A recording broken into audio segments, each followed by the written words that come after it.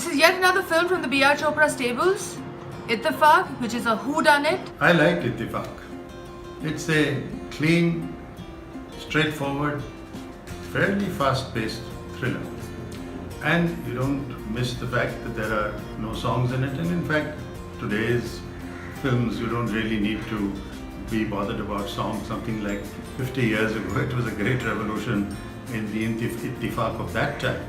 I don't think songs are so important. I think the musical score, the acting, the way the script and the sequences keep on fitting into each other, keep you guessing, solve something and give you a new question mark, are intriguing.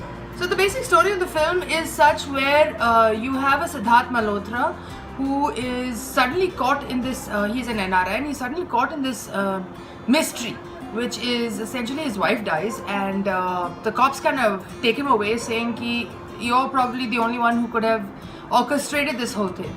Now there's this distress that you feel as soon as because the whole film essentially it starts off with this, you know, really grunge lighting, and there is silences, there are, you know, the background score kind of complements this whole sort of is he gonna run, is he not gonna run, is he guilty, not guilty, which across the whole film complements the storyline.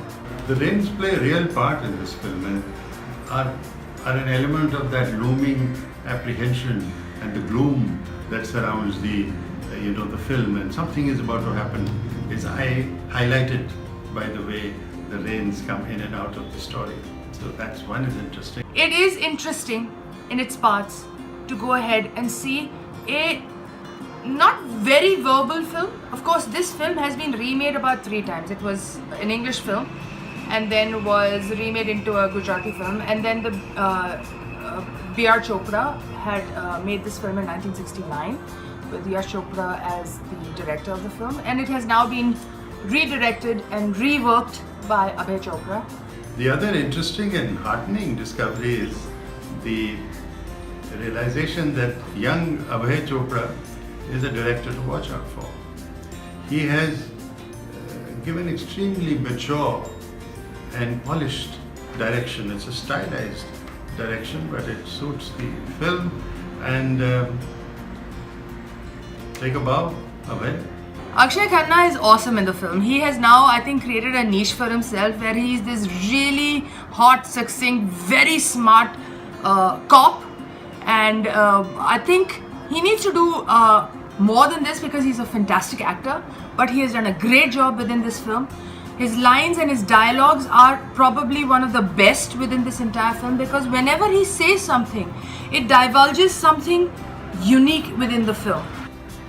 I would say that what I missed in the film was the level of dramatic tension, or shall we say those huge twists and turns which actually throw you around and which capture the audience's full attention and are the makings of what you call masala thrillers. The cop humor is absolutely sublime. You're giggling through the entire, whodunit space.